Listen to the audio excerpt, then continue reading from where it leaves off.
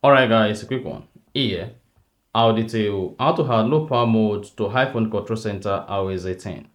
So for the end of this, if you found this offer informative, please don't forget to like and then subscribe. Now the first thing you want to do is you want to go ahead and swipe down the control center. Locate or find the low power mode of the control center if it's available. Otherwise, press and hold the control center. Click on add the control. And then you want to search for low power mode. Then choose it under utilities. Now you can increase the size to review the name. And once you've added the low power mode to the control center, click outside. Now when next you want to turn on low power mode on your iPhone, all you simply need to do is scroll down the control center, locate the low power mode icon and then click on it once.